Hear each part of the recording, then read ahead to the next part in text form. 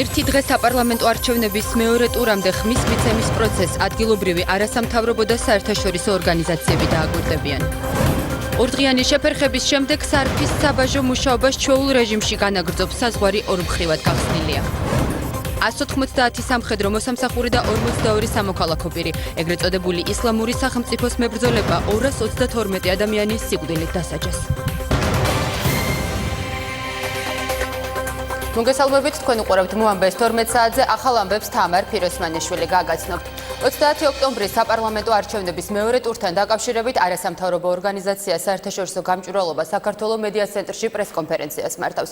ორგანიზაციის წარმომადგენლები 8 ოქტომბრის არჩევნების დროს დაფიქსირებულ ხარვეზებზე თავიანთ შენიშვნებს და კონკრეტულ რეკომენდაციებს წარადგენენ. პრესკონფერენცია ამ წუთებში იწყება მედია ცენტრს, ჩვენ პირდაპირ ეთერში ვრთავთ. პირველი ჩვენი რეკომენდაცია ეხება საარჩევნო კომისიის წევრების კვალიფიკაციას. ჩვენ ძალიან ხშირად საუბრობდით იმაზე, რომ პირველი ტურის დროს მნიშვნელოვანი პრობლემები იყო გამოწვეული ზუსტად იმით, რომ ადგილებზე კომისიის წევრების კვალიფიკაცია იყო დაბალი. ასევე ჩვენ საუბრობდით იმაზე, რომ განსაკუთრებით ეთნიკური უმცირესობებით მჭიდროდ დასახლებულ რეგიონებში ხშირ შემთხვევაში კომისიის წევრებმა არ იცოდნენ, არ ფლობდნენ სახელმწიფო ენას და ზუსტად ამიტომ მათ ძალიან უჭირდათ საარჩევნო დოკუმენტაციის წარმართვა. შესაბამისად, ჩვენ ვფიქრობთ, რომ განსაკუთრებით მათთვის მნიშვნელოვანია, რომ დამატებითი ინსტრუქციები იყოს გაცემული იმისთვის, რომ ესეთი პრობლემები ჩვენ სამომავლოდ არ გქონდეს. ერთი მნიშვნელოვანი პრობლემა, რომელიც ასევე დაკავშირებული არის კვალიფიკაციასთან, არის ის, რომ როგორც იცით, ბოლო პერიოდის განმავლობაში ზოგიერთმა პოლიტიკურმა პარტიამ გამოიწვია თავისი წევრები კომისიებიდან, საოლქო კომისიებმა ახალი წევრები დანიშნეს. ამ წევრების დანიშვნა მოხდა ძალიან მცირე დროში, პროცესი არ იყო გამჭვირვალე, შესაბამისად ამ ყველაფერმა შეიძლება კიდევ უფრო ცუდი გავლენა მოახდინოს ზოგადად საარჩევნო პროცესზე. ვფიქრობთ, რომ მათი კვალიფიკაციის საკითხიც ასევე არის ის საკითხი, რომელსაც განსაკუთრებული ყურადღება უნდა მიექცეს. ჩვენი შემდეგი რეკომენდაცია ეხება სადამკვირვებლო მისიებს. ძალიან მნიშვნელოვანი არის, რომ საარჩევნო კომისიებმა მისცენ საშუალება სადამკვირვებლო ორგანიზაციებს დააკვირდნენ არჩევნებს. რამოდენიმე ფაქტი ხელი შეშლის ჩვენ გქონდა პირველი ტურის განმავლობაში. შესაბამისად, ძალიან მნიშვნელოვანი არის, რომ ამ სადამკვირვებლო ორგანიზაციების წარმომადგენლებს ჰქონდათ საშუალება პრობლემის გარეშე დააკვირდნენ არჩევნებს, თუმცა ასევე აქ უნდა ეს იყო არასამთავრობო ორგანიზაცია საერთაშორისო გამჭვირვალობა საქართველოს პრესკონფერენცია და ჩართვა მედია ცენტრიდან. ეროვნულ-დემოკრატიული ინსტიტუტის სადამკვირვებლო დელეგაცია უკვე საქართველოსშია. დელეგაციის წარმომადგენლები სხვადასხვა რეგიონში გაემგზავრებიან და როგორც საარჩევნო უბნების გახსნას და ხმის მიცემის პროცედურას, ასევე ხმების დათვლის პროცესს დააკვირდებიან.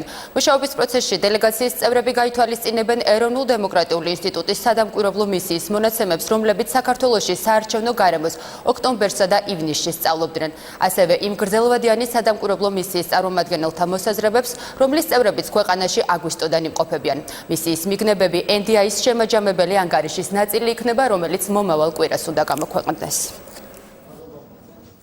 დიდი ბრიტანეთის და ჰოლანდიის საელჩოები საერთაშორისო დამკვირვებლის მანდატით საპარლამენტო არჩევნების მეორე ტურს დააკვირდებიან. ამის შესახებ ბრიტანეთის საელჩოს მიერ გავრცელებულ განცხადებაშია ნათქვამი.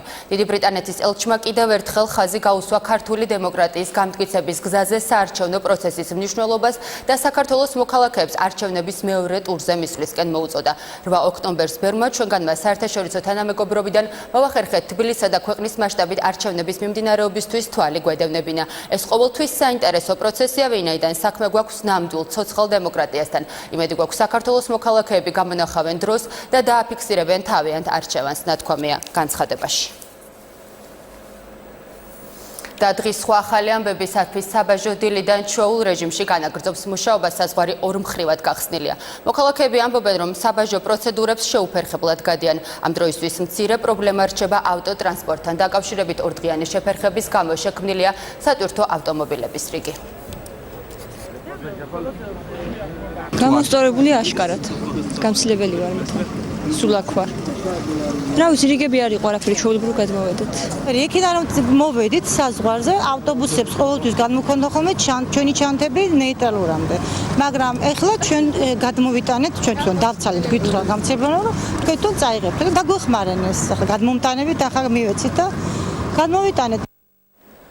გარდაცვლილი დემუშ ტურვას დედის დაკითხვა სამტრედიის რაიონულ პროკურატურაში 4 საათზე მეტ ხანს გრძელდებოდა. საგამოძიებო ორგანოში დაკითხვის შემდეგ ნონა ჯოჯუამ განაცხადა, რომ პროკურორები მის მიერ მედიაში გავრცელებული განცხადებით დაინტერესდნენ. გარდაცვლილის დედა ამბობს, რომ ის გამოძიების თავიდან დაწყებას ითხოვს, რადგან მისი ვარაუდით საქმეზე ბრალდებული გოდერძი თევზაძე უდანაშაულოა. ნონა ჯოჯუასგან რადიკალურად განსხვავებული პოზიცია აქვს გარდაცვლილის ბიცოლას, რომელიც აცხადებს, რომ დარწმუნებულია დემუშ ტურვა თვითმკვლელობამდე პოლიციელმა გოდერძი თევზაძე მიიყვანა. დამისვა პროკურატურამ მან გამომძიებელმა კითხვები, რომ რატომ უთხარით ჟურნალისტებს და რატო ჩვენ არ შეგვატყობიეთ ასეთ რაღაცა. მე უთხარი, რომ მე მინდოდა ეს სიწყნარი არ მომწონდა და მინდოდა, რომ ტელევიზიით მინდოდა, რომ მეთქვა და რაც მქონდა გულში, თქვი, რაც ეჭვები მაწუხებდა. ჯერ ერთიც ამნაირი რაღაცა საიდან მოიტანა და რომელ თანხაზეა ლაპარაკი. თანხაზე იქეთ გავარდა, ხმარო დარიკომ ფული აიღო და კიდო მე მეუნება რომელ ფულზე. მე ფული არ მაინტერესებს, მე მაინტერესებს სიმართლე, რომელიც ჩემი შვილის მკვლელი მინდა დაისაჯოს და დარიკოს რა აზრი აწუხებს და რისი ფულზე აქვს ლაპარაკი, ეგ საერთოდ არ ვიცი. დაიწყება გამოძიება. რა თქმა უნდა, კი, რა თქმა უნდა, არ მოვეშვები სანამდე ჩემი შვილის მკვლელი არ დაისჯება. წერილი, ექსპერტი ის სატელეფონო ზარები, ის ვიდეო მასალა კამერებიდან ამოღებული სად უნდათ რო წაიღონ ეს ყველაფერი? ალბათ ნონამ ფული აიღო. ჩემი ბოლო სიტყვა ეს არის და მე ამ საქმეს ბევრს შევაწერ. ბევრი შეეწირება ამ საქმეს. ქუთაისში საკეისრო კვეთის შედეგად გარდაცვლილი 23 წლის ახალგაზრდის ლანა მიქაბერიძის დედა კლინიკას და ექიმს უყურადღებობაში ადანაშაულებს. მისი თქმით, გოგონა საკეისრო კვეთის შემდეგ 3 საათის განმავლობაში მეთვალყურეობის გარეშე იყო, რის შედეგადაც შიდა სისხლდენა განუვითარდა და მომდევნო 4 საათიანი ოპერაცია ვეღარ გადაიტანა. გარდაცვლილის მამიდა მაია მიქაბერიძე კი აცხადებს, რომ ექიმთან შესახვედრად მისულები ლიფტში ჩაკეტეს, რა დროსაც ექიმი შენობიდან გაიყვანეს. კლინიკის დირექტორი სატელეფონო საუბარში განმარტავს, რომ საქმეს შესაბამისი უწყებები გამოიძიებენ. საქმეზე მოკვლევა დაიწყო ჯანდაცვის სამინისტრომაც. აშკენაძემ დაუგეგმა 24 რიცხვში გაიკეთე კვეთაო. წონაც კარგი, ყველაფერი კარგი შვილი. მერე დაიხმარა ბოლო შვილ ექიმები, მაგრამ ვერაფერი. 4 საათი რას უკეთებდა ჩემ შვილს? დაიცალა სისხლის შვილს რას? მანამდე სად იყო პალატაში ჩემი შვილი, რო იცლებოდა სისხლიდან. ამანტყოფს უნდა დაერეკა მეუღლისთვის. არის ექსპერტიზა, რომელიც მუშაობს, არის პროკურატურა, რომელიც მუშაობს, არის სამედიცინო ხარისხის კონტროლის კომისია, რომელიც მუშაობს და ისინი დასმარდებიან მაგას შემთხვევაში. ქართველი სამხედროები ავღანეთიდან სამშობლოში სრული შემადგენლობით დაბრუნდნენ. საქართველოს შეიარაღებული ძალების მეხუთე ქვეითი ბრიგადის 52 ბატალიონი, ეროვნული გვარდიის სწრაფი რეაგირების 20-ული მე-4 მექანიზებული ბრიგადის 42 ბატალიონის ასეული სამშობლოში სრული შემადგენლობით ჩამოვიდა. ქართულ სამხედროებს საქართველოს თავდაცვის მინისტრი ლევან იზორია და შეერთებული შტატების ელჩი საქართველოში აეროპორტში დახვდნენ. თავდაცვის მინისტრმა და ამერიკის ელჩმა სამხედრო მოსამსახურეებს სამშობლოში მშვიდობიანად დაბრუნება მიულოცეს და სამშვიდობო მისიის წარმატებით შესრულებისთვის მადლობა გადაუხადეს. 52 ბატალიონი როტაციის წესით მე-3 ქვეითი ბრიგადის 32 ბატალიონმა ჩაანაცვლა. მე-5 ქვეითი ბრიგადის 52 ბატალიონის და ეროვნული გვარდიის სწრაფი რეაგირების 20-ის სამხედრო მოსამსახურეები ამერიკელ საზღვაო ქვეითებთან ერთად 6 თვის განმავლობაში მტკიცე მხარდაჭერის მისიაში იყვნენ ჩართულები. ბიჭებმა ღირსეულად მოიხადეს ვალი ქვეყნის წინაშე და ღირსეულად შეასრულეს საერთაშორისო მისია, ულოცავ მათ პირადად, მათი ოჯახის წევრებს, რომ ისინი უვნებლად დაბრუნდნენ ქვეყანაში. 1 აპრილიდან დღემდე მსახურობით ბაგრამის საავიაციო ბაზაზე სამშვიდობო მისიით. მე მყავს 3 შვილი, 3-ვე ჩემთან ერთად მსახურობს მე-5 ქვეით ბრიგადაში. ერთ-ერთმა უფროსმა ბიჭმა ჩამანაცვლა მე, ის ახლა იმყოფება ქაბულის ბაზაზე. მე ჩემი შვილი დავტოვე და წამოვედი საქართველოში. ჩემი გული ნახევრად თითქმის იქ დარჩა. ძალიან დიდი მადლობელი ვარ ჩვენი მეთაურობის. მე მინდა ყველა სამხედრო მოსამსახურეს გადავხადო მადლობა, ვინაიდან ისინი მსახურობდნენ და საქართველოს ინტერესებს იცავდნენ ყველაზე ცხელ წერტილში და იცავდნენ ასევე ქართულ ღირსებას. ასევე მე მინდა წარმატებები უსურვო ყველა ქვედანაყოფს, რომელიც მსახურობს ავღანეთში. საქართველოს პრემიერ-მინისტრმა გიორგი კვირიკაშვილმა თურქ ხალხს რესპუბლიკის დღე მიულოცა. პრემიერ-მინისტრი თურქეთის ეროვნულ დღესასწაულთან დაკავშირებით გამართულ საზეიმო მიღებას დაესწრო. გიორგი კვირიკაშვილმა თურქ ხალხს მშვიდობა და კეთილდღეობა უსურვა. სიტყვით გამოსვლისას საქართველოს მთავრობის მეთაურმა ორი ქვეყნის მეგობრულ ურთიერთობებზე ისაუბრა და აღნიშნა, რომ თურქეთი საქართველოს სტრატეგიული პარტნიორია. გიორგი კვირიკაშვილმა ხაზი გაუსვა საქართველოს და თურქეთს შორის არსებულ მჭიდრო თანამშრომლობას სხვადასხვა სფეროში და იმედი გამოთქვა, რომ ორი ქვეყნის ურთიერთობები კიდევ უფრო გაღრმავდება. რესპუბლიკის დღე თურქ ხალხს საქართველოს პრეზიდენტმაც მიულოცა.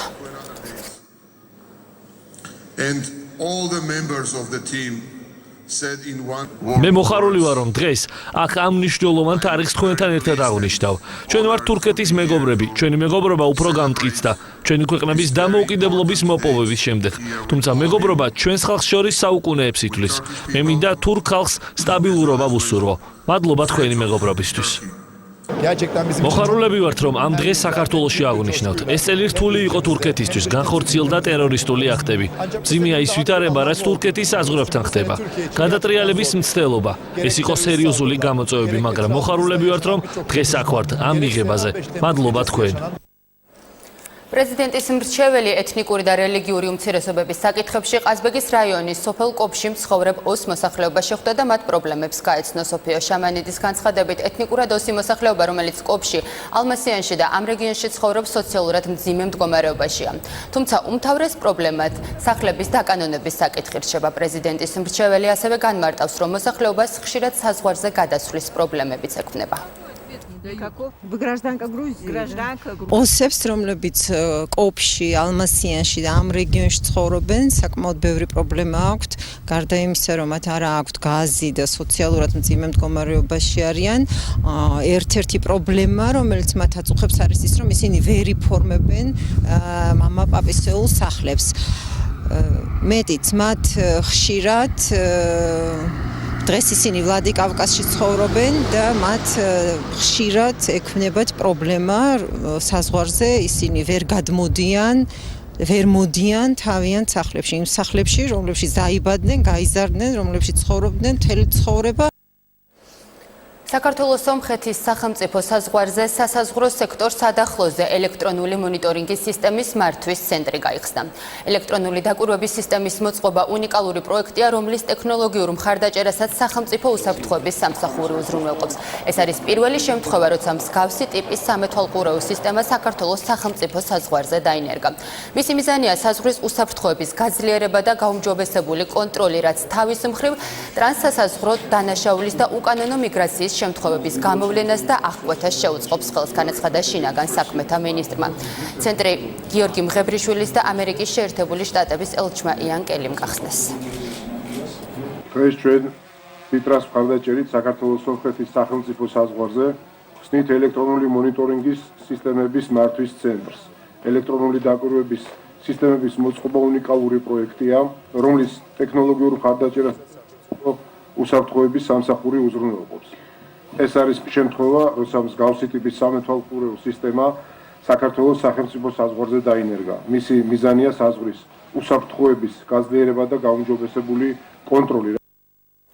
და გამოშვებას უცხოეთის ახალი ამბებით ვაგრძელებთ. ეგრეთ წოდებული ისლამური სახელმწიფოს მებრძოლებმა მოსულთან ახლოს 232 ადამიანის სიკვდილით დასაჯეს. ამის შესახებ ინფორმაციას ტელეკომპანია CNN გაეროზე დაყრდნობით ავრცელებს. როგორც გაეროს წარმომადგენლება CNN-თან ინტერვიუში განაცხადეს, მოკლულთა შორის 42 სამოქალაქო პირი იყო, ხოლო 190 ერაყის ყოფილი სამხედრო მოსამსახურე. ამერიკის შეერთებული შტატების ფედერალური საგამოძიებო ბიურო პრეზიდენტობის კანდიდატის ჰილარი კლინტონის პირადი სერვერიდან გაგზავნილი იმეილების საქმის გამოძიებას განაახლებს. გავრცელებული ინფორმაციით გამოძიება დაადგენს გასცემდა თუ არა კლინტონის სახელმწიფო საიდუმლო ინფორმაციასაც პირადი ელექტრონული პოსტით. გამოძიების ფედერალურმა ბიურომ უკვე დაადასტურა, რომ კლინტონს ამ სახის ინფორმაცია ჰქონდა პირად ელექტრონულ სერვერზე.